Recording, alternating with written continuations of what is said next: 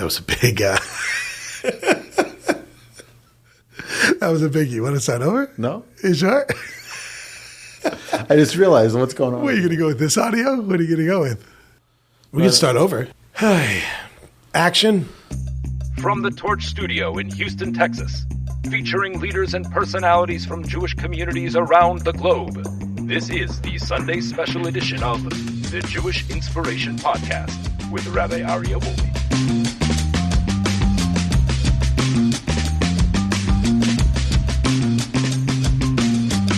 All right, welcome back, everybody. Welcome back to the Jewish Inspiration Podcast. We have a Sunday special like none other. We have my dear friend Rav Gav from Jerusalem. We're friends for many years. I don't even know where we met at first. I think originally Torch. I think you brought groups to Israel. That is correct. I remember that. And in Dallas. Were you in Dallas one Shabbos with the Shabbos? I was. That's right. We did a Shabbat on there. You didn't have your gun with you. I don't know why I say that now, but you said I remember that. I was naked without my gun. My dear friends, my hope and prayer is that we continue to be inspired and we learn from Rav Gav something new, something that's incredible from his story, from his life. I hope there's something that we're able to take to instill into our daily lives. So Rav Gav, tell me a little bit about your life. Yeah, I'm going to tell you. Where you come from. I'm going to tell you where I go. We'll see. I just want to first tell you that you fall down, you get back up. Right, we've heard the expression before. They sing it in a song or whatever it is. We go through life, we do things and we fail, and then maybe you give up or whatever it is. My friends, this is take 2. We recorded 8 minutes and they realized it's not recording. But at least they noticed it that we're going weiter, we're pulling it again. I've done this a few times where somebody, I'm not going to say, I have to be careful how I say this. There was a person somewhere in the world that wanted to do a podcast. Let me get to where I'm from. And they said, okay, let's do it. They pushed me. Finally, okay, we did it. The first 20 minutes, nothing was going on. It's messed up, whatever.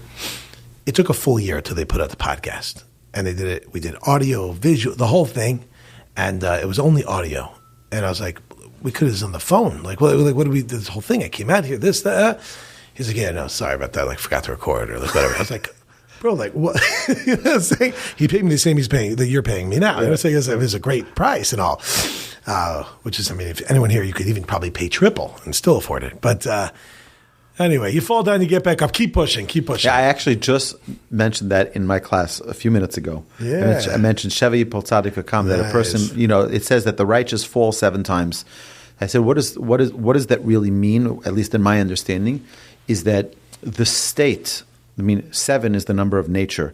The nature of someone who is growing is that you fall. Yeah. But do you know what else? Of a righteous person? Vikam, you get up. Every time. It doesn't make a difference that you fell. Many people focus on the fall. Focus on getting back up. That's right. So we're back up. So right. Well, I mean, going along with that theme, which I'm sure you mentioned either here or in the past, Yipol is future. It's not 7 fell. You fell 7 times. Yipol, you're going to fall. Oh, Shkayach, thank you. That's very encouraging, Like, by the way, kid, you go out there in life, you're going to fail.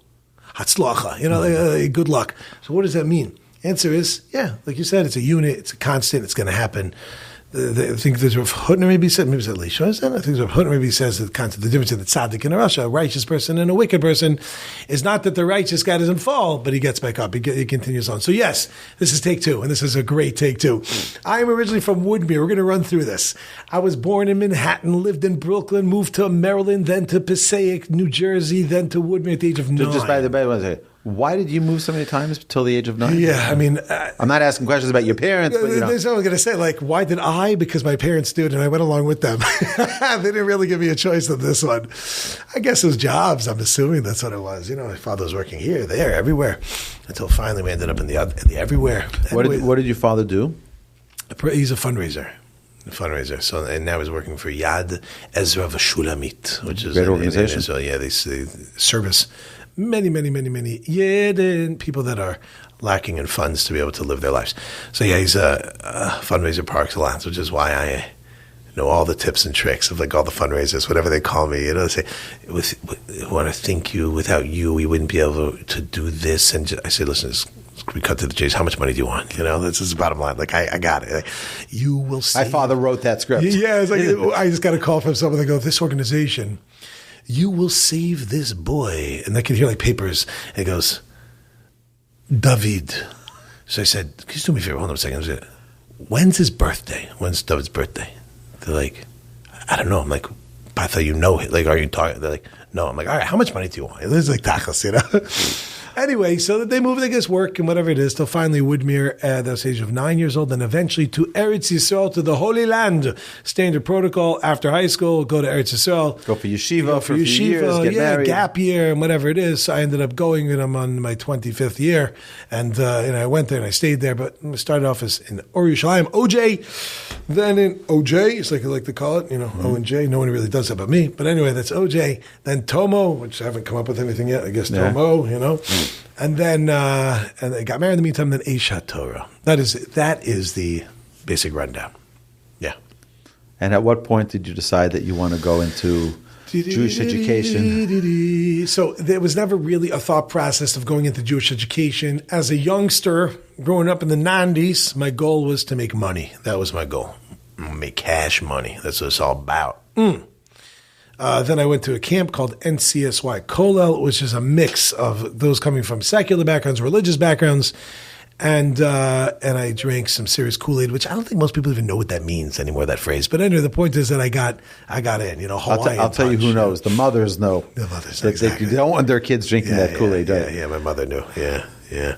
So anyway, I went to camp, and it really did a real turnaround in my mentality about what's valuable. That's just why Kollel was a great place. We played basketball all day. We learned a little bit, hung out with guys that are older and cooler, and know everything about life. Being 3 or 4 years older. What was that one switch that flipped in your head that said like, oh, okay, this is the right thing for me to dedicate my life to. This is what I want to be doing. Living for 25 years in Israel, raising a family there, and being a rabbi in one of the most prominent Jewish institutions in the world, Eshat Torah, right across from the Western Wall. Yeah, there was no one particular thing. It's like, ding, that was it.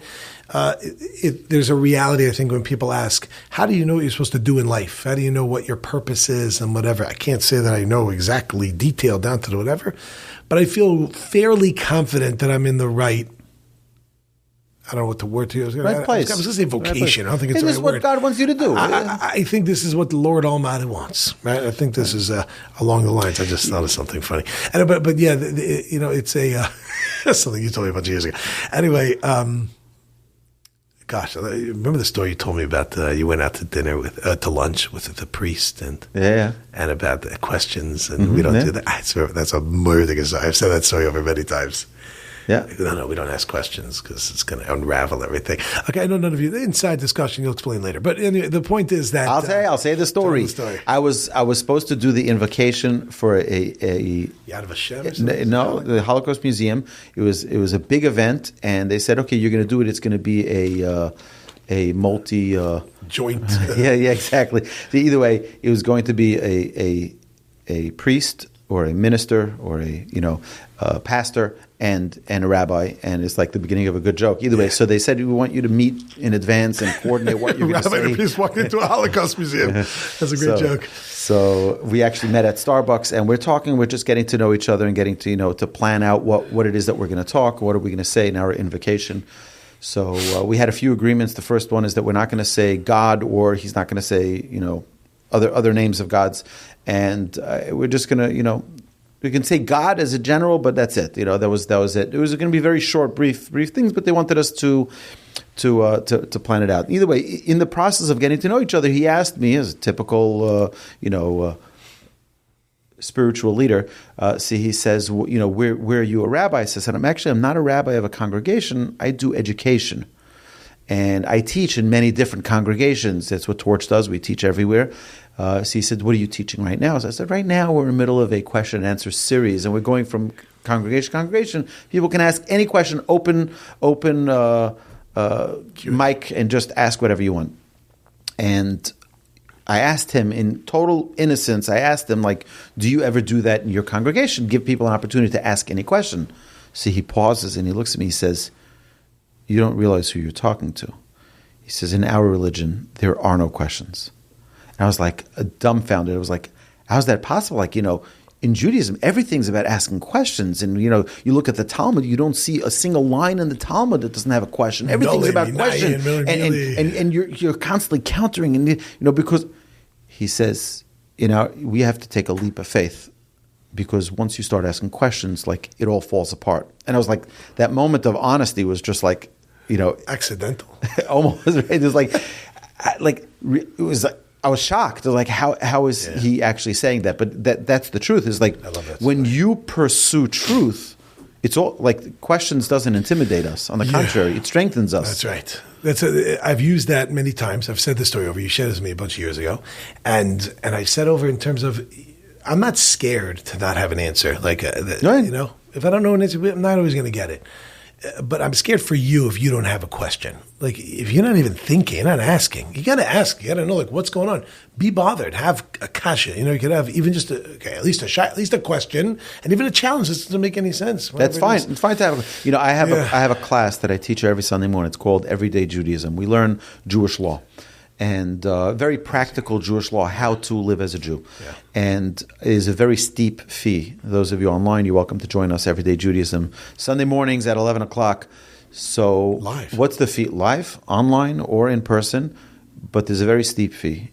And the fee is $199 per class, unless you come with a question. That's amazing. If you come with a question, it's free.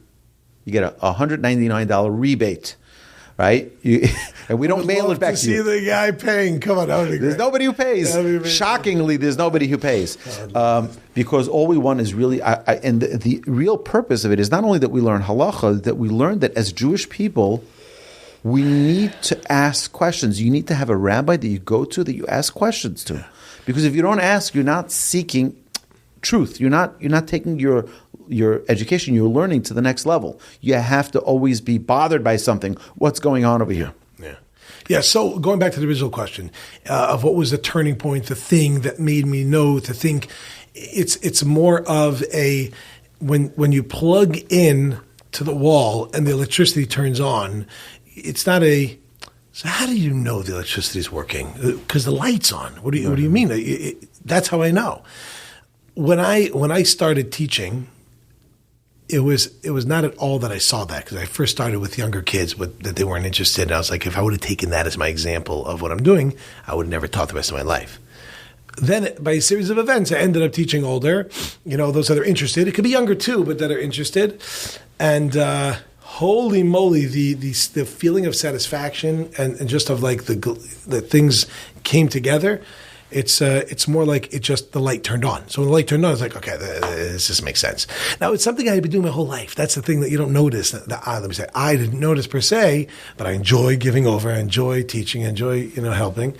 So that it was a series of processes that occurred, and then but the question of like the click to go in that direction of living a life of not money, but of other things, I don't even remember the conversations. Don't remember them. I remember having conversations.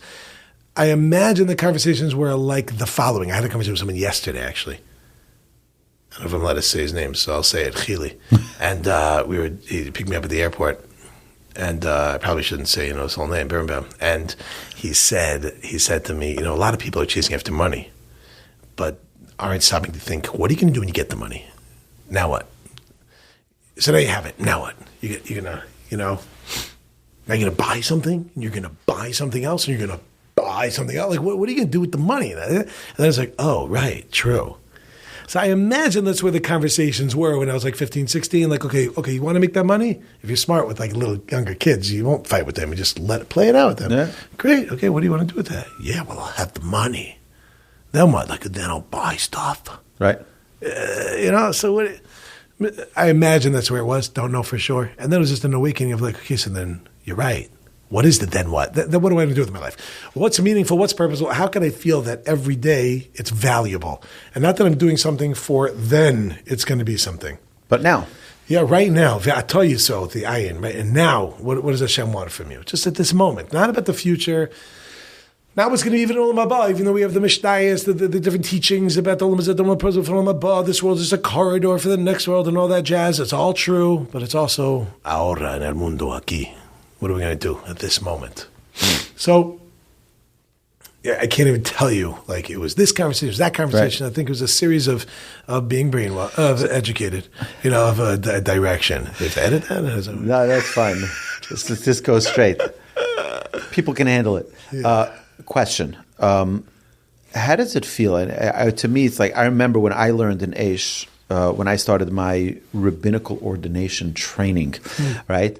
I started with Rabbi Berkowitz in Aish, and then we moved out. He started the Jerusalem Kollel, and then we moved to a different location. Yeah. But I remember that period of time that I was coming to the old city, being by the Western Wall every single day. Does it ever get old? Does it ever feel? Do you ever feel numb to just the awe of being in the greatest place on earth? So my daughter asked me recently, how often do you go to the Kotel, to the Western Wall, which is, I exaggerate not, from where I quote unquote work to get there will take, with walking traffic, 2 minutes. I see it every day. It's right there. Mm-hmm. She said, "When's the last time? How often do you go?" I said, "I go I think the last time I was 10 years ago." She's like, "What?" She's like, "I would go every day. Don't you think whatever?" The answer is, I can't speak for anyone else but me. Yeah, totally loses it. I see it every single day. It's so background. And it was like, what do you mean? The holiness? I'm like, okay, but what do you want from me? When I moved from Passaic to Woodmere, I remember this. I was 9 years old. I just turned 9. In June was my birthday, June 6th. We moved July 29th. I remember this as if it was as many years ago as it was. Mm-hmm. And we moved. And Passaic, New Jersey is not like Elizabeth, which is close to, let's say, Newark Airport, right? We weren't close to an airport. Relatively speaking, it's not far. It is like half an hour or whatever. I grew up in Woodmere, a 10-minute drive from JFK. There were planes going over my house every 2 minutes. Every 2 minutes. It was loud, whatever. And 2 blocks away from a train station. I remember the first couple of weeks in Woodmere. I couldn't sleep. I couldn't hear myself. It was insane. It's like every couple of minutes, it's like, and I was like, I could lose my mind. And then after a while, I didn't hear it at all. And it got to a point where I didn't even know there's a plane unless I couldn't hear you talking to me anymore. If you'd be standing in front of me, we're outside talking, and I couldn't hear you. I'm like, why can't I hear you anymore? Oh, right, because there's a plane going over, right? You get used to things in life. It could be loud as anything, the loudest thing of an airplane that's literally 100 feet above your head. We used to try to throw basketballs at it, whatever. It's before there were a lot of cameras, so no one came for us. But we used to try to whatever. You get used to it. So you come to a place like well, you never be able to get used to the Wailing Wall. And it says, okay, call me whatever you'd like. So, I did. I got used to it. So the question is that a good thing or not?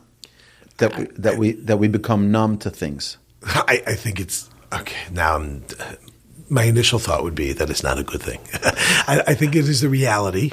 I'm saying good, bad, right, wrong. It is a reality of life. When you get used to things, you get used to things. Now sometimes that could be used in positive in terms of when a person wants to grow and something's very hard for them.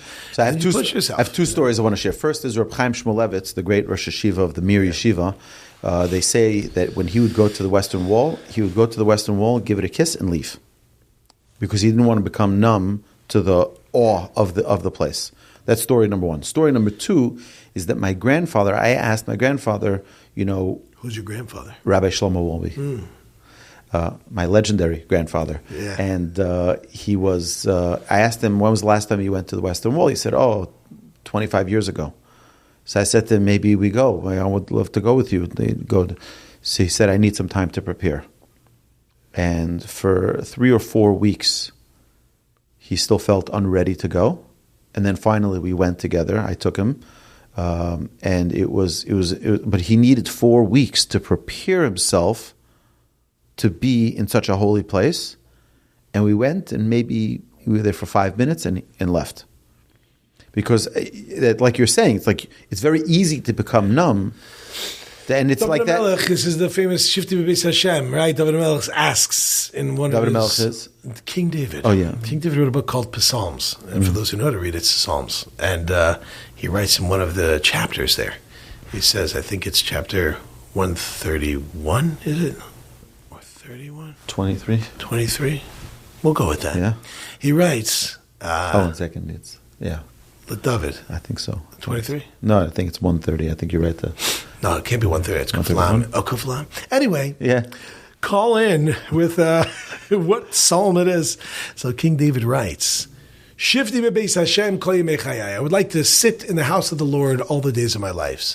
All the days of my life. But then it says, Levaker be'echalo, that I would like to be a visitor. To be a visitor, to be a guest. So I do want to sit there, as in like you live there, I do want to be a guest. The answer that I have heard many a time from my father is that, maybe it's quoting Beis Halevi, I'm not sure, but he says that both. I want to be there all the time, but with the appreciation and the recognition of the sanctity and the holiness of the place. You know, people say, would you walk in the car? You're standing on the couch. Would you do that in your house? The answer is, yes, I do it in my house. I wouldn't do it in someone else's house. But of course I do it in my house because I'm so used to it. So to be in a place which is so awe-inspiring and reverence, to be there often, but not that we should lose that level. Okay, so that's what you say. Is it a good thing or bad thing? The answer is, I think it's just a reality. Where it's a good thing is what I was starting to say is when it comes to an area where a person says, it's hard for me to grow or do something. The answer is, yeah, but like anything in life, it becomes second nature. If it always stayed as difficult as it was the first time, then it would be very hard to continue. Kol haschalus kashas, all beginnings are difficult. But if you're willing to push beyond that, so then it gets easy because you get used to it. Well, then you get used to it. No, but then you're doing it. It's like an area, dieting, exercise. All the beginnings are difficult. But once you push past that, then you get into routine and keep going. That's where it's a good thing that a person gets used to. Or it's a bad thing. Hashem wants our heart. He wants us to be connected. It's not just doing stuff. It's like, I want your heart. I want you to be connected with it. And that's where it's difficult, to be able to do something and be connected with it. I think that is probably the biggest challenge. You know, because it's something that comes up very frequently in our classes where, you know, people who are coming to Judaism at a later stage of life, they're like, oh, Rabbi, if we only grew up like you grew up in a religious home, everything would be so much better.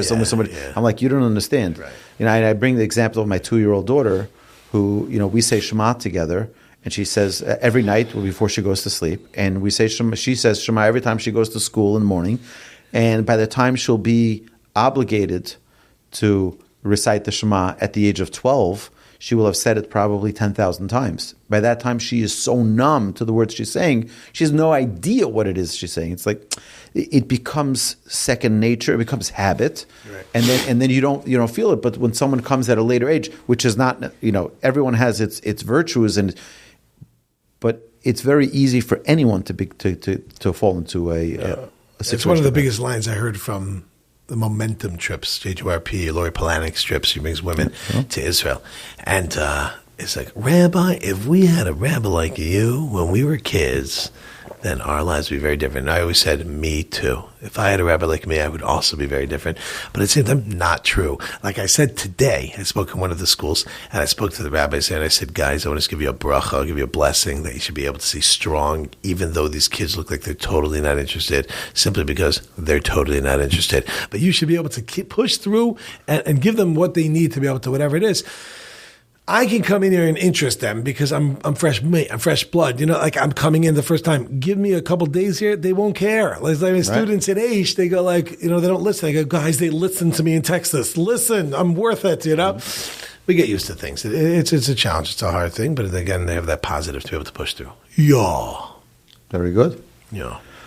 If there's something that you can bring back from your childhood, what would it be?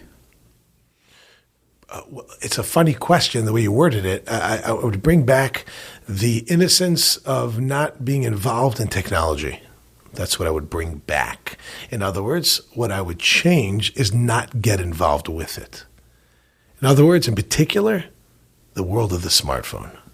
I think it's the most destructive thing since the smartphone. It is incredibly destructive.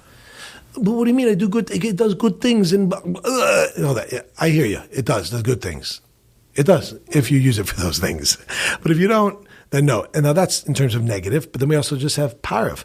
how much of my time has been sapped and taken away from my life because of the fact that I had such a thing. And it's a funny thing for me is it wasn't even for my youth. I got one much later in life. I got it only when I was working, just for scheduling, and it has a filter and it has the things, whatever. It just takes away from one's life. Oh, but we're doing something now, a podcast, a thing, and these things. Okay, I'm not saying not to be involved in any technology. You're allowed to have a toilet. It's great technology. All right, but I mean to say is what I personally would change. And by the way, incidentally, it's one of my classes I'm big on now, like to talk about. I'm not saying I never will. I don't know what's going to be. But that's why I have yet to use, and I do not plan on using ChatGPT for the exact reason you just asked. What would I bring back? The answer is innocence. I wish I would have gone a certain direction and not fallen to something. And here it is happening again in front of me, an opportunity to jump into something that I feel like if I do that, I'm going to get sucked into that. And it's just going to take me like asking ridiculous questions. Who knows what knows who? You know what? It's okay. I could be lacking a little bit. Lose convenience in order to have meaning. That's my personal feeling. Lose convenience in order to have meaning. Beautiful. Yeah. I mean, what is this? What is technology? Technology is convenience. It's not about meaning and purpose. It's right. I want to share with you. I started using AI. Very interestingly, I use it for my podcast because, after I'm done editing a podcast, what I do is I drop it into AI and it does a transcription and it does, notes, class notes, and it really is, it's an amazing technology because there are times that it gives a summary of the hour-long class that in a million years I wouldn't be able to come up with such accuracy and such creativity of how to package what I just said. It really is like I'm dumbfounded by the brilliance that's in it. It listened to a 60-minute class or a 90-minute class. In 3 minutes, it gave me every word, the entire summary of everything that was said. It gives you options of time. It's absolutely brilliant. So I think it's a great use of the human mind to try to create such an artificial intelligence. But there's definitely great. But like everything in this world, there needs to be. So I'll tell you one of the big challenges that I've heard many people, because I talk about filters all the time. I talk about having a safety net to ensure that we don't fall from it. I have, by the way, on my phone a setting that on every app that I'm on, it'll pop up every 5 minutes how long I've used it for. Nice. So there's a constant reminder, and I keep on working on making it less and less, lowering that number. Like even yesterday, late in the day, it said that on a certain app, I was only on it for 15 minutes, which is it's an app that I need and I use regularly to communicate, but I want it to be as minimal as possible. I don't want to be dependent on it. But one of the things that I've been asked many times, okay, so Rabbi, you're going to tell me now that your children, you're going to try to keep them away from a smartphone. You try to keep them away. Aren't you limiting them? Aren't you, taking away their ability to, right. So my answer to that is, well, I also try to keep them away from cocaine. That's right. Yeah, we share the exact answer. Oh, perfect. Yeah. I ask kids in the class, I say, at what age do you plan on giving your kids cocaine? That's exactly the question. So you always have these kids say, it's 16, okay. The answer is, well, no, that's different. That's the classic response. So my response is okay, well, what's different about it? And it's just a back and forth of just understanding values and what's important to you and whatever it is. Of course I'm limiting myself when I'm not eating certain things, but that's keeping me alive. And of course I'm limiting myself when I'm not going certain places. That's keeping me pure. And of course I'm limiting myself. Everything we do is a limitation. Everything we do is, quote unquote, brainwashing for our kids not to run in the street. Brainwash them not to have drugs. Brainwash them whatever. Yeah, because you understand a value system. Be careful with that. But again, this is the type of thing I just go on and on. But I think it's important for our listeners to hear that. I say just as a succinct, straightforward, although this is always a hot topic. When I speak to students because I also do teach 18-year-olds, a lot of them now, but I teach them only once a week, right? So I teach them once a week, so they're able to handle it still. It's the hottest topic in the world to understand the fact that, and again, I'm guilty. I have it. Do you understand? I'm trying to wean myself off. Whatever it is, I just think it can be used. It can be a good tool, but again, everything is a question of convenience. So let's go back to when we were a little bit younger, and you didn't have apps. They didn't exist. And you didn't have phones. And you didn't have smartphones. And you didn't have cell phones. And you didn't have whatever. So what'd you do if you had to go to the bank? What'd you do? You got in your car, you drove to the bank. You had to find a parking spot, you had to go in. You could deal with the people, you had to then come back home. Let's say the whole thing took 45 minutes. Let's even say that's the case. It's usually less traffic. It depends which city you're living in. Let's say it takes 45 minutes to do that. Okay, no problem. So you're like, if I would have had the app, I could have got that done in 12 seconds. I agree. Now my question for you is just go into your settings and look at your, the screen time.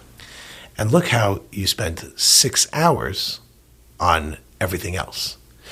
You lost an hour by not having a smartphone. You gained 5 by not having a smartphone, right? So just do the math, right? And say, some people say, no, what's considered valuable, what's not. I'm not here to tell you anyone what to do. Do whatever you want. Make your own choices, right? I tell my students, I had a student came up to me and said, wow, your mom has changed my life. You helped me in that way. I said, don't blame me for your success, but also don't blame me for your failure. You understand? It's all on you. You succeeded, it's on you. You failed, it's on you. I heard that from Berlavsky. He said it another way, but, whatever. He's going to take us there, so we'll come back. So if you decide to go ahead and make a choice, you disagree with me, do whatever you want. I don't care. I'm just laying out a concept. Of course, I care about every person. You guys are so special. Everyone's like, yeah, the shama. But I mean to say is you make your own choices, but at least be honest about it. Just be real. Be real. The reality is, am I gaining from this or losing from this? And that's why I said before, you are losing convenience and you are gaining meaning. Let me say it differently. I am losing convenience and I am gaining meaning when I'm not beholden to it. Mm-hmm. Somebody asked me once, and this threw me off. I'm sure you have students ask this, because this was college students asked this question. I gave a whole class. It was a whole group of college students from all over the U.S. in Israel. It was some sort of fellowship, something or other. It wasn't even an Age. It was J internship. I don't even know what it was. And a girl asked, I was giving a class on a kursato, like gratitude. It had nothing to do with anything. And this girl asked, what's your favorite mitzvah? I was like, what? I'd never been asked that question. I never thought about it. I mean, after a moment, I realized maybe it's like chalitza or something like that, whatever that means. Anyway, the point is... Can I tell you what your favorite mitzvah is? I can tell you right away. What's that favorite? To love Hashem, your God. Because every mitzvah, why do you put on tefillin? Why do you have a mitzvah in your door? Why do we learn Torah? First of all, you're assuming that I do all that. But yes. I'm making a wild assumption. Yeah. I do take a break every week. I don't put on tefillin at least once a week. I'm just letting you know that. That'll be Shabbos. It's because the loving the Lord your God. It could be also because of fearing the Lord your God. It could be because of Mrs. Anashami Limuda. You're right. I understand, but you're right as a basis, as a foundation. As a foundation that I'm doing it because of the fact that the Lord Almighty. Okay, you know what? I'm not even going to buy your love thing here. I'm not going to buy it. I'm going to push back on it. That's fine. But let's say it's true. But it's certainly not consciously true. My favorite mitzvah consciously is Shabbos. And the reason is because I do not have technology. That is the main reason. My happiest moment of the week and the saddest moment of the week is exactly the same moment. It is when we say the words V'hu Rachum at the beginning of the evening service when Shabbat is about to leave. Because it's 25 hours removed from this silliness of technology of computers and of phones and whatever. So I'm the furthest away, which gives me the furthest freedom, but I'm minutes away from falling right back in. And then somebody goes, well, then don't do it. I'm like, don't do cocaine. It's like I opened the drugs. So you say, if you can go back and whatever the wording was, take with you something, or the way I look at it is bring it back. Yeah, bring it back. Make your life great again. Whatever slogan you want to use. The answer is I'd like to bring back that the lack of addiction. I don't know. I think I don't do drugs. I have addiction to drugs. Anyone who started a drug knows that challenge that they have to deal with, or alcohol that the challenge, whatever it is. You know what? My children, every once in a while, once in a blue moon, they'll ask me. They'll bring me the tablet and they'll say, can we watch something? Can we watch the baseball game? And I always tell them, till I don't see sweat dripping down from your forehead, I said, you get nothing. I said, go outside. You're a healthy 11-year-old boy. You're saying, ride a bike. Ride a bike. Get out your baseball. Get out your glove. Listen, everything has to be done, and like you said, everything has to be. We have to figure out what's going on. So I think there's a difference between a kid, let's say, having their own device where they're just open to anything, or where they could have time to, let's say, watch a game or whatever it is. I personally, this is a very. anyone who's actually listening to this in its entirety, to the following sentence, which I know people would like to cut out certain things, listen to the entirety. Everything depends on the kid and the place and the situation and all that jazz. But I'm pointing out is that I do believe that there is a concept of outlets. And I do believe that for some kids living in some places, going through some things, that it can be very good. I'd rather you watch a basketball game than have another outlet, right? In which case, that's what you say. Yeah, go play ball, go ride a bike or whatever. But yeah, you want to watch a soccer thing or a basketball thing, whatever it is. Okay, we'll work it out. That should take over your life. It can't be that this is the ikker. I was just talking with one of my kids. This is amazing. I don't know if you have a script, but I'm just talking. No, it's perfect. So I'll tell you that I was walking with my children the other day, and this is last week. I was walking to shul with my son. He asked me if he could join us in a soccer league. How old is he? 11 years old. Mm-hmm. This boy's 11, and he said, "Can I join a soccer league?" So I said, "He has a friend who plays in a thing. Can I join?" So I said, "Who? What? Where? When? Why? And how? Like who are the kids?" Who's the coach? Where's the place? Like, what? Give me information. He's like, I don't know. That's very informative. Well, in that case, let me know. So he said, why do you want it? Why do you want to know? Why do you want it? Like, what does it matter who it is? So I said to him, listen, why are we here? This is like 11-year-old kid. Yeah, they're like, what are we doing? So I said, why are we here? As you would say again in Houston, ¿Por qué nosotros aquí en el mundo? ¿Cuál es el punto? Like, what is the point? The Lord Almighty created us, and here we are. And the question is, for what? So he said, well, I guess like to, whatever the classic, mitzvahs, Torah, Hashem, whatever. I said, listen, we are here for one purpose.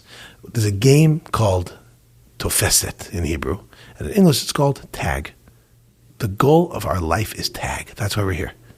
Torah, Avoda, and Gemilas Chasadim. That is the only reason.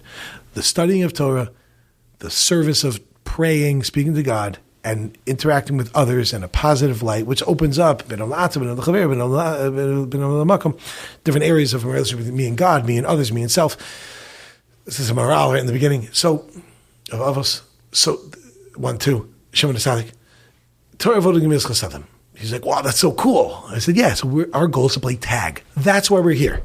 Sorry. We are here to play tag. He said, okay. I said, so obviously that means you can't use the bathroom, right? Because where does that fit? Is that study of Torah? Is that praying? Is that Gemilas Chasadim, kind acts? He's like, He said to me, yeah, but that's like the misharet. That's like the thing that serves those things. I was like, yeah, right. Right, that's correct. Those things are there that serve those things. He goes, so I'm like, okay, so then what about eating? Are you allowed to eat? Are you allowed to sleep? Are you allowed to walk? Can you go for a walk? Can you play soccer? Are you allowed to do all these things? Where does it fit in tag? The goal is Torah, Avodah, Gemilas Chasadim. If you're out of the box, then you're doing the opposite of the reason you exist. So he said, okay, but sometimes you need to be able to relax in order to be able to focus. And he's 11. It's not like, I said, 100%, that's 100% correct. So do you have a desire to do drugs? He goes, I told this to one of my students. Like, huh? I said to my students. My students are like, you said it to an 11-year-old? I said, well, what age should I say it? What age? So someone's like 15. I was like 16. I was like 17. I was like 18. I'm like, you see? There's no answer, right? The answer is, do you think the kid can handle the conversation, right? You have to have a conversation. Why wait till they're doing the drugs to ask them? Like, let's talk about it before. Preemptively understand what the world is, and obviously you don't give it to them, but understand what it is so they could have the strength to be able to overcome it. He said, no. I said, you understand, once you pop, you can't stop, right? That's good old Pringles, right? Once you pop, you can't stop. It's very hard once you start something to stop it. So what about if you didn't really want to do it, but all your friends were doing it? I said, well, you think you would do it? He said, well, lachatz chevrati. I said, yeah, it's like peer pressure. Peer pressure. We live in Israel, by the way, so that's the half Hebrew going on. Lachatz chevrati. So I said, so you mean you could fall to do something even though you don't have a desire to do it? He said, yeah, I guess. I said, and that could be something which will take you away from tag, correct? He said, well, yeah, I guess. I said, that's why I just want to know, who's the coach? Who are the players? Where are you going? If it ends up being that these are people that are on board, they're going the right direction also, Not only am I okay with you playing, I encourage you to play. I'll bring you there. I'll buy you cleats. I'll pay for the whatever membership, and I'll get the ball, and I'll cheer you on. I'm a big fan of it. I think it's great. Like you're saying, sweat, go out, run, have a good time. But don't forget what the point is, and that's why you have to be careful. Who are you hanging out with? What are you hanging out with? I call this in one of my classes totally the noun that built you or the noun that killed you. Not as in a kilt that you wear and whatever, but as in it's going to build you or kill you. Who's the person, place, or thing? Who's the person that better watch out, stay away from them? Where's the place? Stay away from it. What's the thing? Stay away. And let's flip it the other way. Who's the person, place, or thing that get close to? Right. So you have to be careful with these things. That's it. Of course, everything is a tool and can be used and whatever. And that's why I don't say, I know Aser, ChatGPT, and AI, as if I have any sort of power to do that. I'm not saying it all. And my wife wants to use it, go ahead. And if someone else said it, go ahead. I'm just saying for me, like based on your question. It's funny because I've declared in my class, I told my students, they know this, that I made a commitment to never go to Las Vegas. So they're like, what's the problem with Las Vegas? I'm like, any place that calls itself Sin City, I don't want to be there. Wow. I just don't want to be there. Wow. You could have called so many things. Like you could say gambling city. You could have called you call yourself Sin City. I'm out. Okay, I just don't want to be there. Doesn't mean that someone who goes there is a sinner.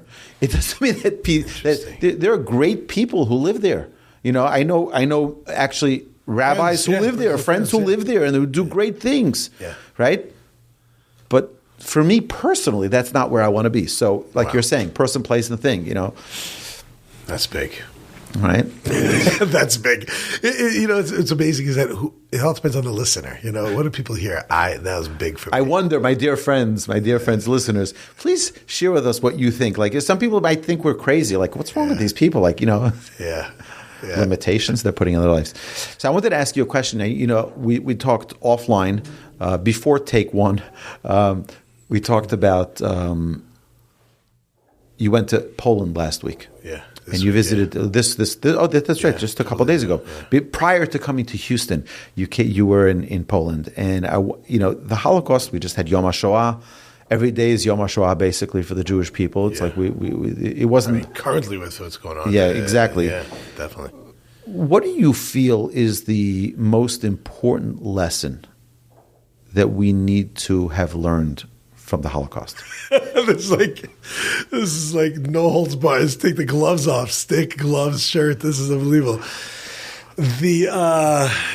I'll tell you, I'm a grandchild of survivors. Okay, Yeah. 3 of my grandparents were in the ghettos.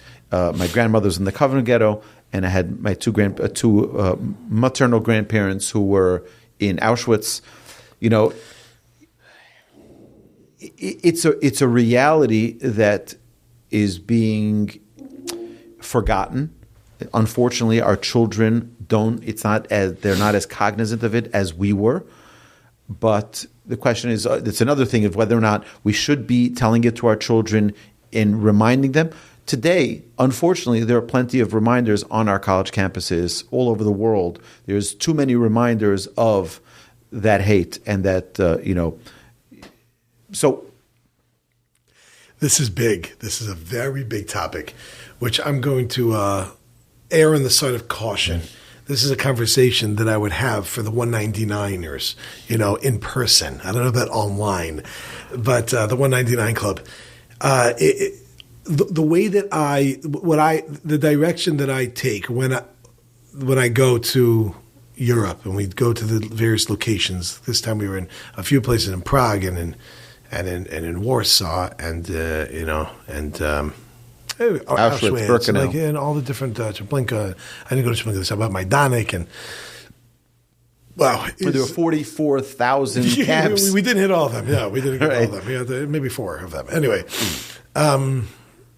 it's a question of what now. That's the way that I always take it. I do find sometimes it could be a misunderstanding of someone goes to the camp, you cry and whatever. For me, it's like, what are you going to take from this? Which is your question. So what? In other words, now what? Everything that we go through in our life is there for a reason. So to ask why did someone go through the Holocaust 80 years ago I have to be so careful how I word this. People are very sensitive. And I'm also sensitive, just less sensitive than others in this area. In other areas, maybe more sensitive. In any event, to ask the question of why the Holocaust and all that kind of stuff, and what can I learn from what? Not that it had nothing to do with me. It did. My grandmother was one of my grandparents was born in Poland and went through. And in Poland, her father, my great grandfather, 3 other grandparents are Americans, which is like it's amazing. Like American, how far they go back. But anyway, gosh, how do I answer this like directly? This is like a very difficult thing to say because people won't like me. Just take from your life. What are you meant to learn from your life? I don't know it's about the Holocaust per se. It's a matter of every circumstance somebody finds themselves in. They have to ask, what am I meant to learn from this? And how do I grow from this? I just saw a clip from a Rav. I don't know. It was a part of maybe a Torah Anytime Daily Dose or something about Rabbi Yerachmiel Milstein was giving a talk somewhere. And a kid asked, why did God make my life so hard if he loves me? You're saying God loves him. Why did I make my life so hard? And he wanted to describe this kid went through a lot of painful experiences through his childhood from his mother, and then he was foster home and then back in his parents, and like really challenging. Very challenging. So he said, why did God? Why, if you really loved me, why would you do that? And he said, the lashon of the Rav who's saying this over, so he looked at Shon and said, Hashem, I need your help on this. Like, how do I answer this in front of like tons of people? And this boy's name was Yoshi. So he said, just imagine the following scene. You're driving down the road, and it's a hot day.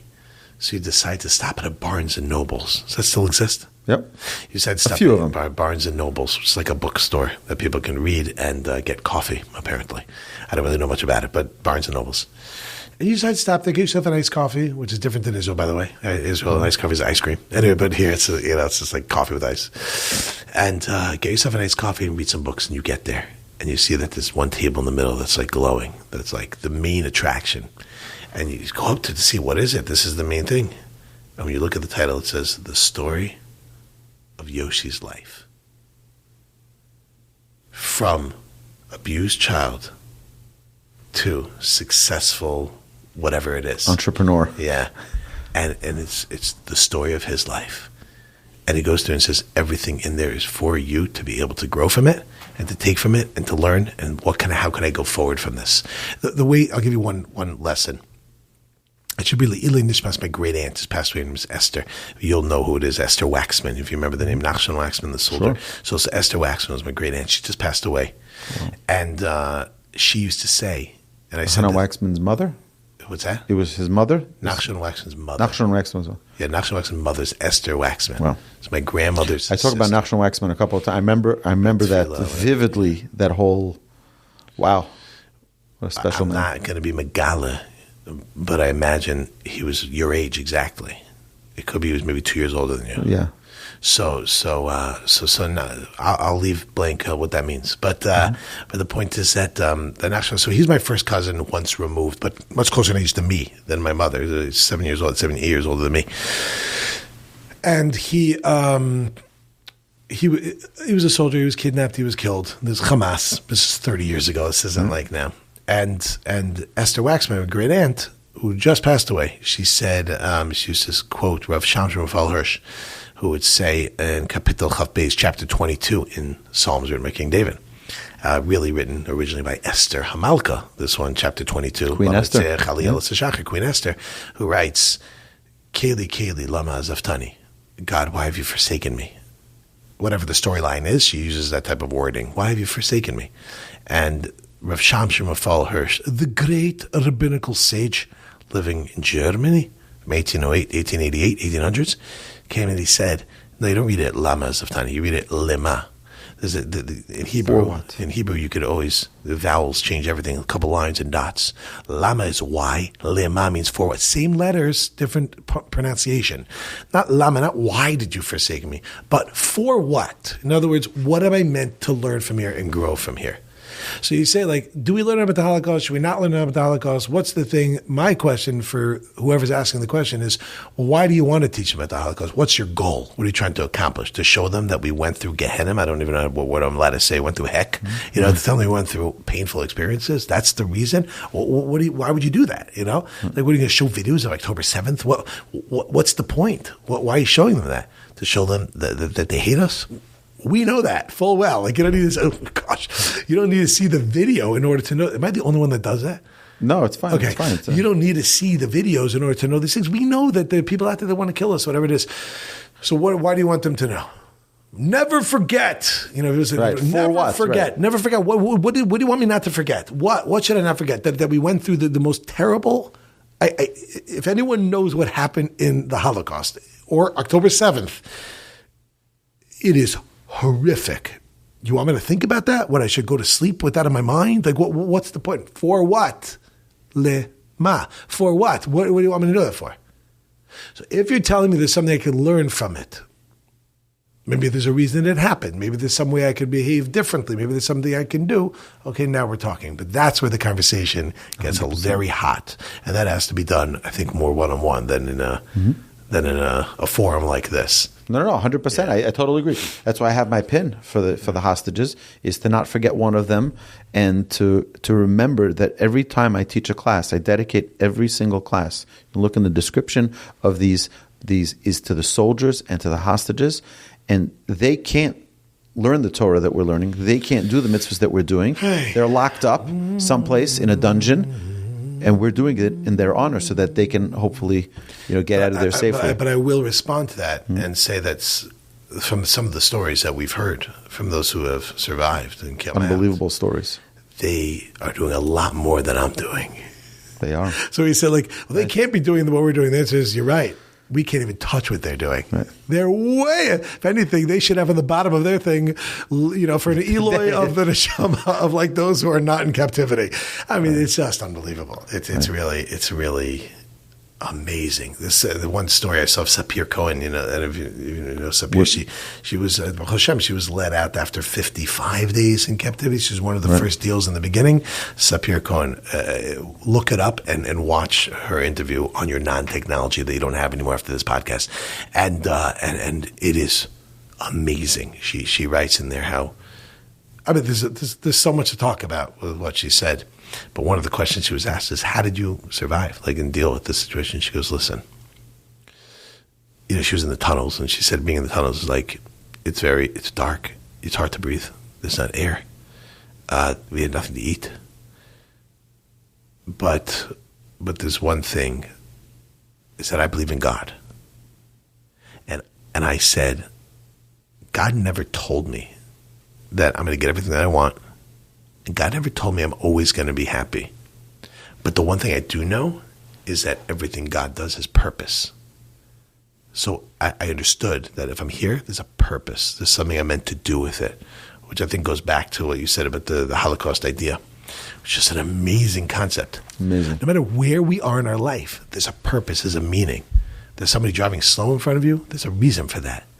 You go to 3 banks to try to take out money, it doesn't work. Like happened to me today, there's a meaning for that. It could be because I have no money in the account. Maybe I should just give it up. But the point is, there's a reason. And what do I take from this? And that's why I say lima. That's why I say Lila Nishmas Esther. For what? What is the Esther Bas Aaron? What is the goal of what we're trying to accomplish over here? Yeah, which I think is a life mission. Lima, for what? Not lama. Lama's a child question. Why? There's no answer to a why question. It's just because. And they say in Hebrew, lama, kacha, lama. Why? Because. Why? You didn't say anything. Lima. Now let's formulate that. Let's work that out. Let's try to think. Amazing. What can I do with that? Amazing. Yeah. So you mentioned. I must say this has been great. I'm enjoying this because I like I like that it's not just. I like it. It's not linear. Yeah, I like the non-linear fashion. Yeah. Great. You mentioned before that your favorite and most dreaded time is the end of Shabbos. So I think, and I'm sure you'll agree with me, that the most important mitzvah that anchors a Jew is Shabbos. And we're coming close to Shabbos in just 4 hours. But so one of the things that I love to ask the people who join us on our Sunday special is what perspective can they share with us, meaning our listeners, me and our listeners, to enhance our Shabbos. Meaning if I'm talking to somebody whose ordinary weekend means going to the beach on Shabbos, going to run errands on Shabbos, picking up my cleaners, going to a movie, things like that. It's not per se, for some, the observance of Shabbos where I lock down for 25 hours, but rather it's something else. What would you tell such a person of why they should try a Shabbos? You're here. You're talking to the audience. You say, okay, look at the camera and say, this is why you should try Shabbos. This is why God gave us Shabbos. Okay. Which camera should I look at? This one? Shabbos, the way that the great sages explain the Holy Torah is the description of Shabbos is Me'ein Olam Haba. That means it's a small piece of heaven in everyone's heart. Glorious gift from above. This is an incredible gift. Ba Shabbos, ba menucha. Comes Shabbos, comes a state of rest, a state of relaxation, and really of recharging. That's the way that... Anyway, the Ohr HaChaim HaKadosh, Rav Chaim Ben Attar, great sage of the 1700s, comes and explains that Shabbos is like the battery. It's the matzber. It's the, or in modern Hebrew, bateria. I think it's also Italiano and also Espanol. It's the battery. It gives you, it recharges us. Now, it's important to understand, because I understand the questions someone would ask is, well, for me, recharging is playing PlayStation or driving, taking a nice drive. Okay, I definitely hear that. I enjoy a good PlayStation and a good drive. There's no question about it. But it's important to understand that this is not solely the physical. This is a connection of physical and metaphysical.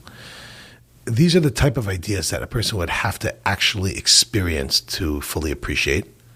And the reason why you'd want to try to do it is because of the menucha that would come from it. We're all looking for a sense of meaning, of purpose, contentment, the ultimate relationship that we can have in this world with the creator of the world, which is everything, is on Shabbos. So it's something which I think has to be tried. It's like asking somebody, what's a sunset? And what is whale watching? Not in that tank where they keep them in like California. But I mean, you go out to the ocean and you watch the whales out there. What's it like? I can't describe it to you. It's like, it's Me'ein Olam Haba. It's the top of the top. But the only way to really feel that is to go all in. If a person doesn't go, it's commensurate. The more that you give is the more you're going to get. And that's why every little thing we do is valuable and worthwhile, going in that direction, trying it out. The closer we get to the goal, and when we hit that top, that's what we say is Me'ein Olam Haba. I do have a little joke to make, which is not a joke, so you'll decide to edit this or not. I probably shouldn't say this, so therefore I'll say it. For those who feel like Shabbos is like, again, I don't know what word I'm allowed to say here, but heck, it's like Gehenna. Dread. Well, it's important to use this word, because if it feels like that, that's because it's Me'ein Olam Haba. It's giving you a small taste of what your next world's going to be like. So if it feels miserable, just understand what the next world's going to feel like. The lashon of the Gemara is, the words of the Gemara are that Misha Meichin be'erev Shabbos tochel b'Shabbos. Is that right? Is that close? Those who prepare on, how do you say it? Yochal b'Shabbos. Yochal b'Shabbos. Those who prepare on Friday will have what to eat on Saturday. The Shabbos is, like we said, the next world. And now I'm past my pitch, and I don't know if I did a good 60-second elevator pitch. But the next world is called Yom Shekulo Shabbos, the day which is all Shabbos. There's nothing more to do. You can't prepare anymore. So whatever you prepare is what you have. So the example I like to give is if you go camping, right? If you go on a trip somewhere, whatever you pack is what you have. When you get to the campsite and you say, I wish I had more of something. Sorry, you don't have it. Whatever you have, whatever you bring with you is what you have. So did you prepare on Friday in order to be able to have on Shabbos? Because you can't cook, you can't clean, you can't work, can't whatever. And that's just a small little analogy of the next world. What did you put your time in this world? If you never lived that, The contrast of I don't do anything on Shabbos, that for 6 days I prepare and on the 7th I rest completely, then we're going to have a hard time understanding what it means in the next world. And then our whole life will be a life where we're not really focused on actually getting anything. So therefore, we do a practice run every single week where we go, we prepare, come Friday, sunset, stop, drop, and roll. That's if you're on fire. But if you're not on fire, then you just stop. Stop everything you're doing, and then we just go into Shabbos. I can't do anymore. A little bit of a reminder. Oh, wait, my whole life. Once the clock stops ticking, whatever I took with me is what I have. And I believe it was David HaMelech who said it. That was David, right? King David. That when a person dies, you're not taking with you your honor, whatever. The only thing you're taking with you is tag. Torah Avodah Gemilas Chasadim, the Torah that you learned, the service of prayer, and the idea of kind acts that we do with other people.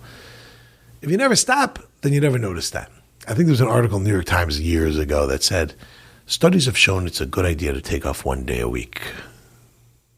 Yeah, it's a study called the Torah. Yeah, it's a good idea.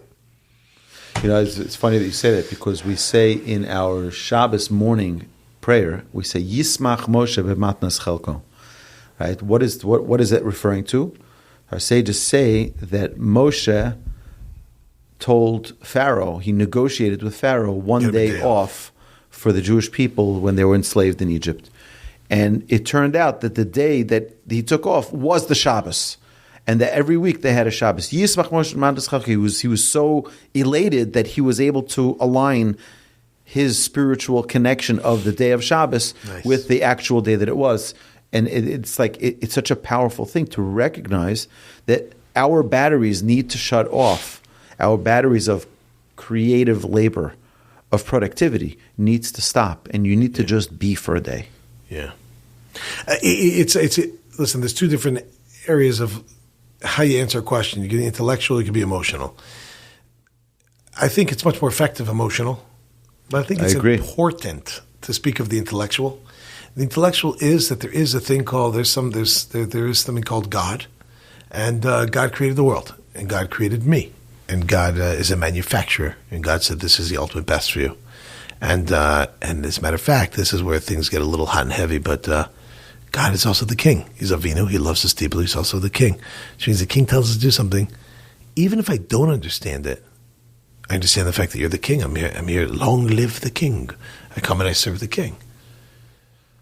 So I think most will connect more with an emotional approach, including myself. Mm-hmm. But I do think it's important to be aware of it's not just a nice thing.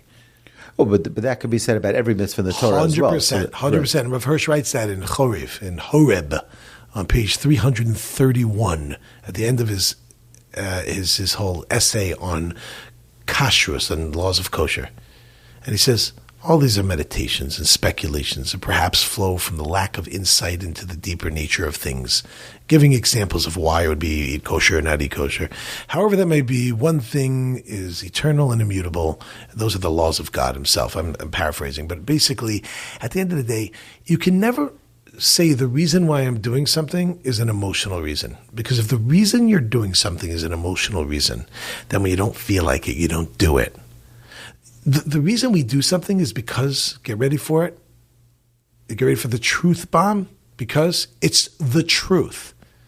We are meant to do the right thing. Even if I don't feel like it, I'm still meant to do the right thing. And if God tells me to do something, that by definition means it's the right thing. Now we can get into what we call ta'amei mitzvos, the reasons or the taste to be able to feel connected with it on an emotional level, which is super important. Hashem wants our heart, like we said. But it can't be that the reason I keep Shabbos is because I just love being with my family. And what happens when Shabbat, when you're not with your family, you don't keep it. And the reason why I go ahead and eat kosher is because it feels like I'm gliding on ice when the Zamboni just came off. What happens when it's rough? And the reason why, so the bottom line is the reason I do something is this is the emes, this is the truth. And I'm looking to live a life of truth, which is why we take it back to much earlier in the discussion about what would I change, whatever it is. I said, everyone, you want to have technology, you want to do this, do whatever you want, but at least be honest with yourself, be real. And understand that it could be that I'm doing something which is a bad idea right now, but I want to. Okay, But be honest. Just say like, I am doing the wrong thing and I'm giving into my base physical desires. Okay, at least you're being real. And now you can decide whether you want to do it or you don't want to do it. So what's my elevator pitch for Shabbos is the same elevator pitch for all of Judaism. It's the truth, the whole truth and nothing but the truth. So help me God. It's all from Hashem. So therefore, why do I do what I do? The answer is because the baseline reason why I do it, and I believe some say it's all about the base. The baseline, the reason why I do something is because it's the truth.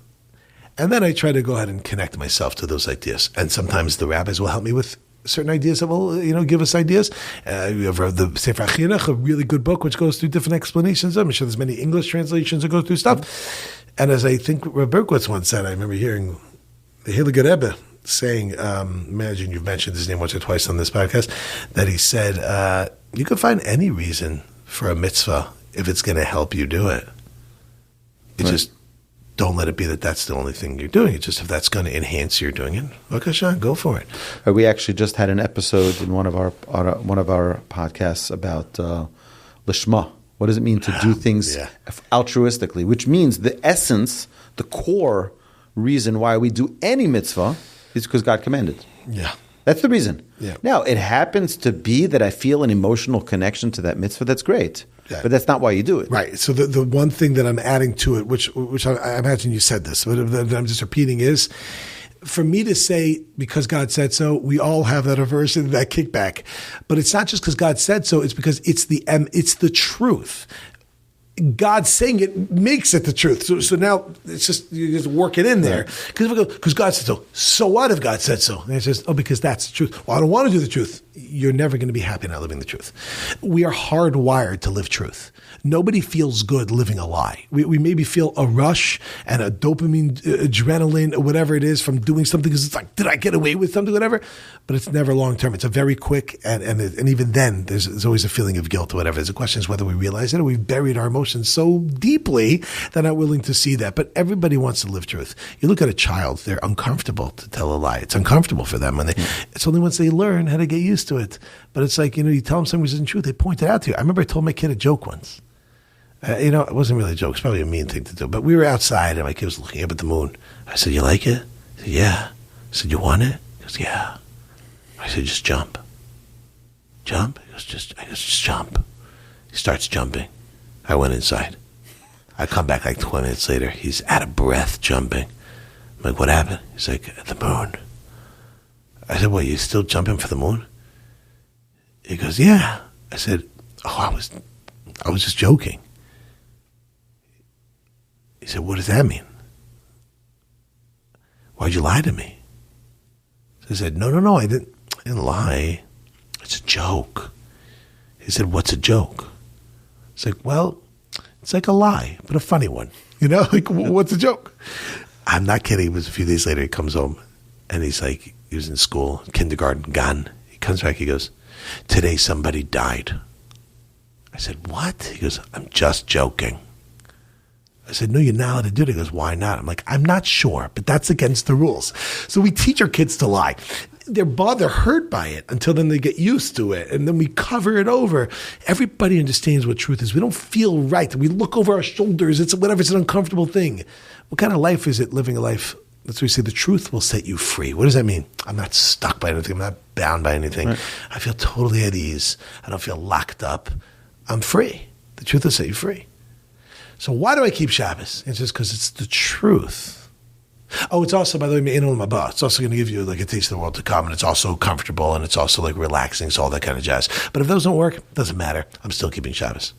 And it's to a level that some people can't even fathom. If you grew up religious, you'll understand this. If someone didn't, they may not understand this idea. There's a whole story they say about Kivi Bernhard. You know the story with Kivi Bernhard? No. Yes, you do. No. Yes, you do. So Kivi Bernhard, here's the story.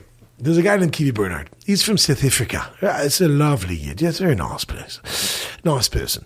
And this guy, Kivi Bernhard, he's a speaker, and he wrote a book called Leopardology. It's you know what I'm telling you. The plane, very famous. Yeah. So this is a rush through the story. The point is that he was invited to speak from Microsoft as a speaker, and they have this every 2 years of this big gathering. And they said to him, can you do it? And went through the secretary, and they made a mistake, and they booked it. Then afterwards, he looked and he saw it was on Friday night, and it's with a microphone, and it's in a place, and he wouldn't be able to do it because it's Shabbos. He can't be on the microphone and the thing and the whatever, and it was going to be a lot of things you're not allowed to do on Shabbos. So he called up. He said, "Look, I'm really sorry, but there seemed to be a mistake in the thing. I'm not be able to do it on Friday night. If you want to do it on Sunday, you want to do it on Saturday, any other night. Any other, exactly, Saturday night, right? Any other time but from Friday till Saturday, Sunday, right? I can't do it." The guy's like, okay, now they thought he was playing a tactic. They said, okay, we'll double it. We'll double your fee. And his fee was steep. Yeah, he had whatever, I don't know, I think it's $25,000, something like that. It was for Microsoft, whatever. So he goes, we'll double it. And he's like, I really can't do it. Okay, we'll triple it. He's like, okay, can you move it to Saturday night and triple it? It's like, I can't. So this goes on, and they keep going up. Finally, the VP of Microsoft calls him up. Says, what are you doing? We need this thing. He's like, I'm really sorry. I can't do it. So he's like, well, you're really playing hardball with us. He's like, I'm not playing hardball. I just can't do it. It's Saturday, Friday night to Saturday night. I can't. It's my Sabbath, my Shabbat. So they basically said, can you move it? He goes, we've been working on this for a year and a half. We can't move it. Bill Gates himself was probably going to be there. It's a whole thing. He can't. He says, I'm really sorry. I can't do it. His secretary, who's not Jewish, said, are you sure just this time, Kiwi? You can't do it? This is a lot of money. He says, I can't do it. And they ended up moving the day. And he spoke on another day. I don't know. I think it's probably for the original fee. Probably even less because I got upset at him. I don't know how it worked out. Okay, this story, the VP then ended up on a plane with Bill Gates. And Bill Gates wasn't there for it, but he had heard this. And he says, wow, I never met a person that doesn't have a price. This Shabbat thing must be pretty special. That's the story. Now, I could have said that slower and more emotional and more whatever, but I'm nauseated by the story. I'll tell you why. Any religious Jew would do exactly. There's nothing inspirational about that. That's something like, what are you talking about? It's like, wow, he gave up $75,000. $50,000, $100,000 for Shabbos. Let me tell you right now, if someone offered me $1 billion, I wouldn't break Shabbos. Beneath it. You wouldn't even it's not even thought. And I said this to my students, and they're like, what are you talking about? That makes no sense. I said, okay, what's your price for killing your mother? I was like, what? I said, $1 billion? It's like, I would never. I'm like, even for $1 billion, And it's just like, because in your value system, obviously there's different cases. My point is that in your value system, you'd never do that. So a religious Jew would never break Shabbos, even for $1 billion. I'm sure there are people that make mistakes and do wrong things all the time. That's not what we're talking about. We're talking about consciously and cognitively going and do such a thing. So I'm going to keep Shabbos. Why? Because the Lord Almighty has said that that's what I got to do. And that's it. Nothing to talk about. And by the way, other things also. I've never done anything wrong. I've done things wrong. And yes, there's temptations and there's yitzharas, but also, like, we're going back to our conversation. Did you ever open the door to that? Mm-hmm. I go my whole life keeping Shabbos. So that is a big help. The fact that I don't have that as my nukuda sabachir, my point of choice, of my challenge. Other people may have that as their challenge, and in their life, what's something that's not challenging for them is challenging for me, right? But it's also just being aware of it. There's a girl who came into my class one time. She's in the back and she says, raise her hand, a religious girl. She said, I have a hard time with speaking negatively about other people. Lashon hara, evil speech, speaking not nicely about people. So they said, what do I do? So I said, I'll tell you what, I'll make you a deal. I take out of my bag, I had with me money. I'll give you $20 right now to speak Lashon hara. Speak bad about someone. Go ahead. Here's $20. She's like, what? No. I said, okay, I hear what you're doing. I see what you're doing. I took out 40, then 60, then 80, then 100. That's all I had. So that's my bank won't give me anything. I said, I got $100. And I said, just speak Lashon hara. Speak bad. So some guy in the back is like, I'll do it. I'm like, you would have done it for free, brother, So she's like, no. I'm like, why not? You just told me you struggle with it. She goes, yeah, but now when I'm thinking about it. I said, exactly. So start thinking about it. It's not about fighting. It was like, just be aware of what we're doing. Be aware. Okay, so my 1 minute pitch of Shabbos, even less. It's the truth. Do it. Thanks for joining us. Cut. Are you recording? Did we record this one? All right. So, I have a couple more questions, but we're already running long. All right. Shabbos Hayom Lashem. Yeah, that's right. Lashem. there are a lot of amazing things that come to the surface when the Jewish people are facing a challenge. We faced an enormous challenge 570 days ago with the events that happened on October 7th on Simchas Torah. A lot of things that come out of the Jewish people that make us really, really proud. Yeah. And there are a lot of things that make us really, really, really concerned. What are those things for you? What are those things that make you look at you like, wow, Mikam Yisrael, the most special people in the world, and sometimes you say to yourself, I cannot believe it. This is what we're fighting about. So what are those things that you look at when you see? I'll tell you, for me personally, to see the brotherhood, the friendship, the love, because what happened right before October 7th was a terribly devastating polarization of Jews all across the country, all across the nation, and then how that came back to bridge us together was really, really exceptional. And again, we become numb to it, and it just goes back to the normal. I wouldn't answer this on such a global scale of the entire Jewish people and whatever it is. Although, of course, Mikam Yisrael, there's who is like the Jewish people.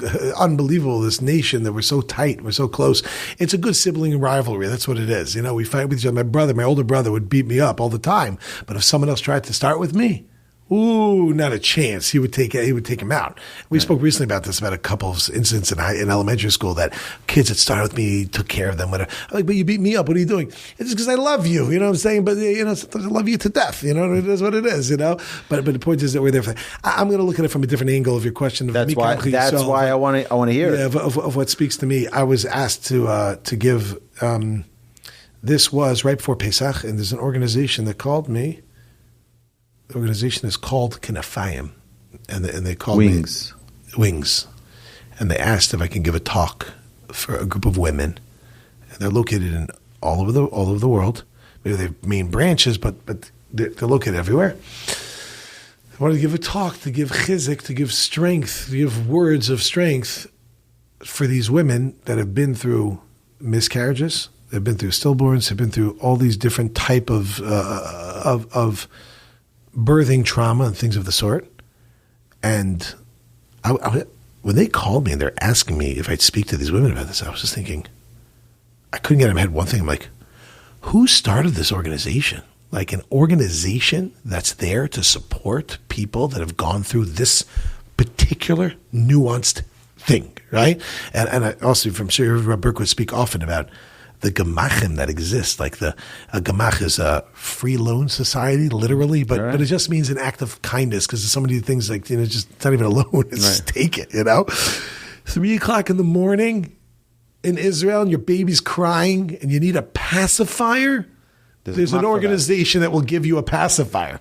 Who has that, So when this organization called me, and then there was another one called Sister to Sister for women that have gone through divorce. And I was asked to speak at that type of thing. I was like, who set this up? Like, this is just amazing.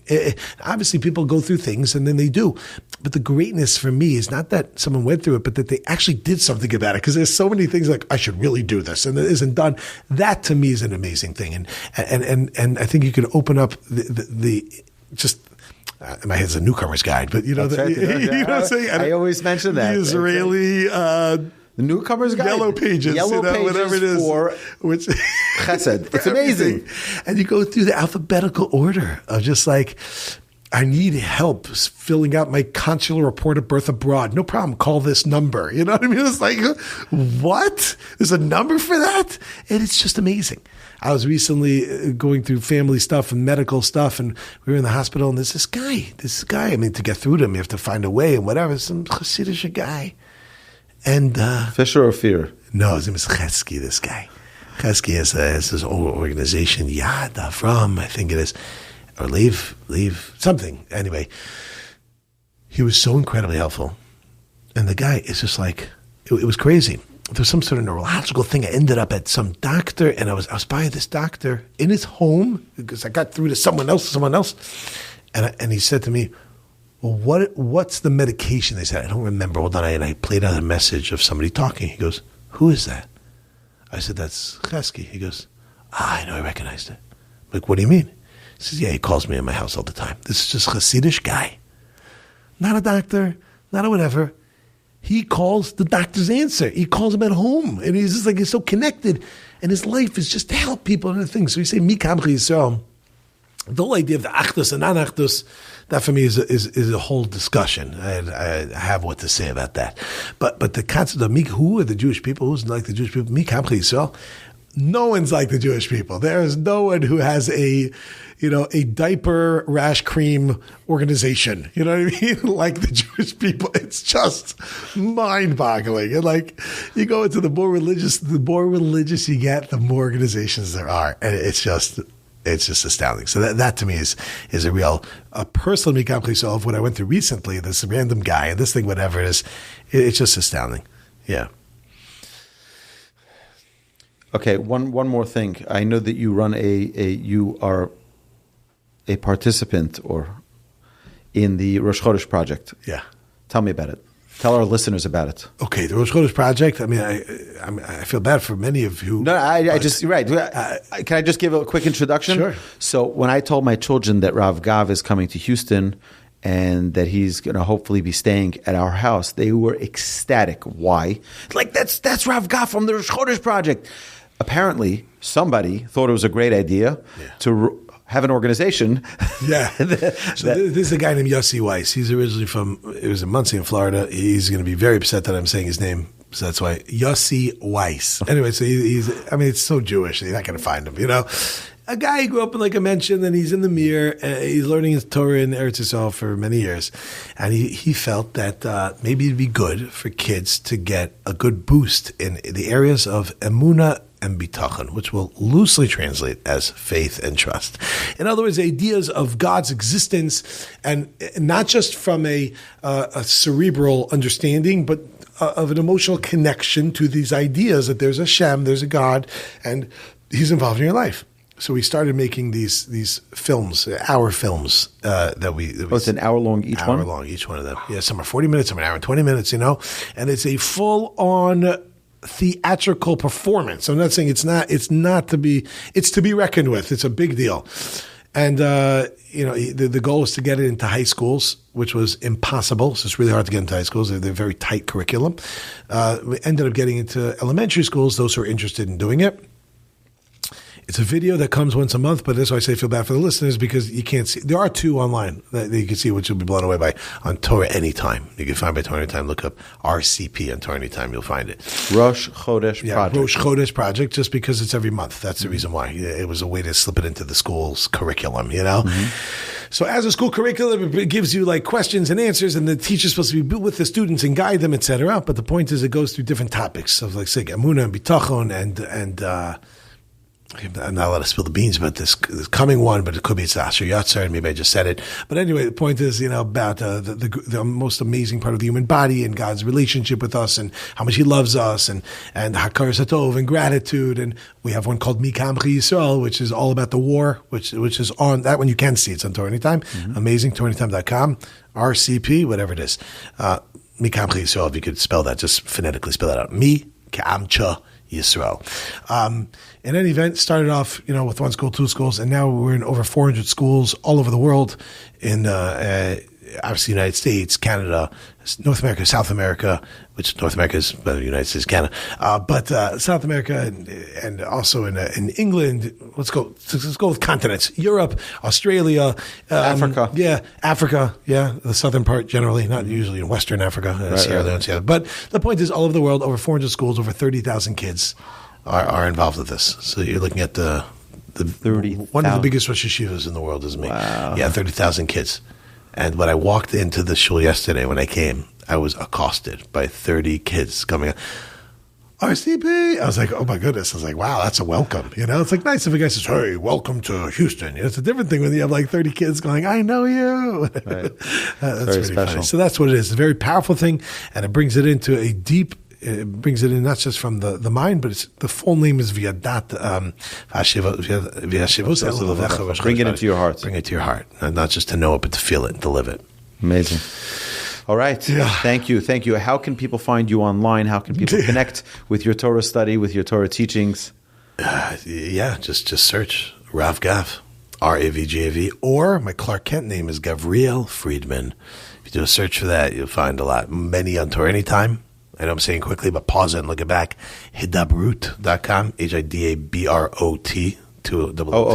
Yeah, O-O-T. It's on YouTube, spelled with a Y. Also, YouTube.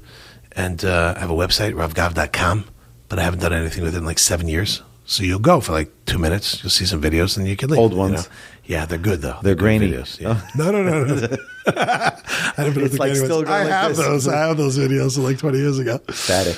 But this is, yeah. That's where you can find me. Yeah, Rav Gav. Amazing. Thank you so much. This was a pleasure. real privilege. Thank you. pleasure. Welcome to Houston. We're looking forward to a great Shabbos together. Yeah, if we can make it by Shabbos, got to run. You've been listening to Rabbi Aryeh Wolbe on a podcast produced by Torch, the Torah Outreach Resource Center of Houston. Please help sponsor an episode so we can continue to produce more quality Jewish content for our listeners around the globe. Please visit torchweb.org to donate and partner with us on this incredible endeavor.